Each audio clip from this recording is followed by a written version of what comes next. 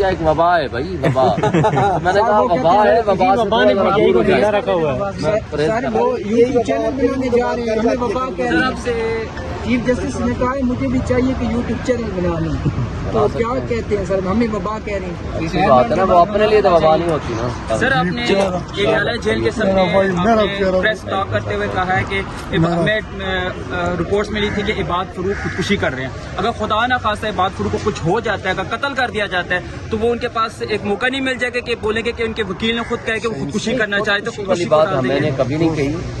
اس نے ان حالات سے مایوس ہو کے اپنے سر پہ مارنے کی کوشش کرتے ہوئے حسان نیازی نے شور مچایا جو ہماری انفارمیشن تھی ہماری ایگزیکٹ انفارمیشن تو ہمارے پاس نہیں ہو سکتی نا جو ہمیں بتایا گیا لیکن اصل اس سے زیادہ پرابلم یہ ہے کہ اس سیل میں وہ دونوں اشخاص موجود نہیں ہیں اور فیملی کو ملنے کی اجازت نہیں ہے تو لہٰذا ہم یہ کہتے ہیں کہ فیملی کو ملانے کی اجازت ہونی چاہیے جو سپریم کورٹ کا حکم ہے سپریم کورٹ کے حکم کی روشنی میں فیملی سے ملاقات کرائیں ان کی خیریت معلوم کریں اور لوگوں کو اس کی خیریت بتائیں ہم یہ کہنا چاہتے ہیں یہ مطلب تھوڑا ہے کہ آپ ان کو اٹھا کر غائب کرتے ہیں اور ان کے بارے میں بتائیں کچھ نہیں اللہ نہ کرے کیوں کریں گے کیس لگا ہوا ہے 4 بجنے کے بعد سر سماعت سٹارٹ ہو رہی ہے اس میں کیا پیش رفت ہوگی 5 بجے رات کا ٹائم ختم ہو جاتا ہے کیا کہیں گے سر یہ میری گزارش ہے چیف جسٹس سے اس کو صبح 9:30 بجے فکس کیا جائے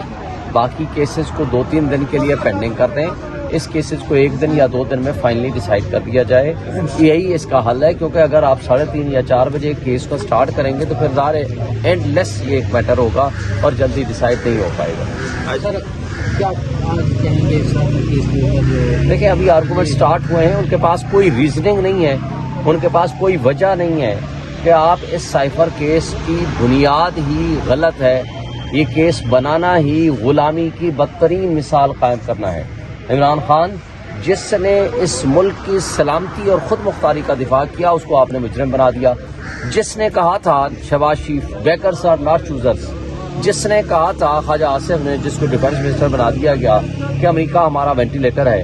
آج ان میں کٹ پتلیوں سے پوچھتا ہوں مجھے یہ بتائیں کہ جب آپ کو میزائل پروگرام کے حوالے سے 4 کمپنیوں پہ پابندی لگی ہے تو آپ کیوں نہیں بول رہے وہ آپ کا وینٹیلیٹر کیوں خراب ہو گیا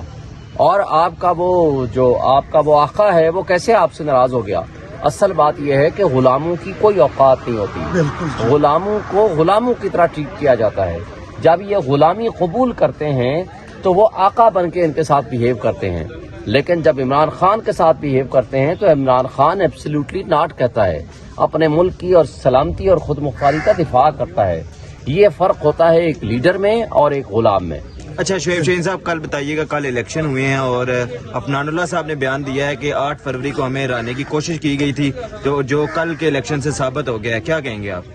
دیکھیں افنان اللہ صاحب جھوٹ بول رہے ہیں میرا نہیں خیال کہ وہ سچ بول رہے ہیں ان کو بھی اندر سے پتہ ہے وہ ایک بادشاہ اوپر بیٹھا ہوا ہے اس نے وائسرائے اور اپنے کارندے نیچے چھوڑے ہوئے ہیں اور ان کے کارندوں میں یہ ریٹرننگ آفیسر بھی شامل ہیں اور الیکشن کمیشن بھی جس طرح جرائم کی آماج گاہ بنا ہوا ہے اور ان سارے جرائم کو پروٹیکشن اور شیلٹر دے رہا ہے یہ ساری دنیا نے دیکھا مجھے بتائیں وہاں جو صحافیوں کے ساتھ بہیو ہوا مجھے بتائیں آپ میرا انٹرویو کر رہے ہیں آپ کو اٹھا کے لے جائیں یہ کہاں کا جرم ہے انٹرویو کرنا اور انٹرویو کرانا آپ مجھے بتائیں صحافیوں کا کیا قصور تھا یا کیمرہ مین کا کیا قصور تھا ان کو اٹھا کے لے گئے اسی طرح وہ سامنے سب کی آنکھوں کے سامنے پریزائڈنگ آفیسر کی اسٹیٹمنٹ اٹھا لو کہ جی وہ ڈبے لائے ہیں لا کر کے اس میں ووٹ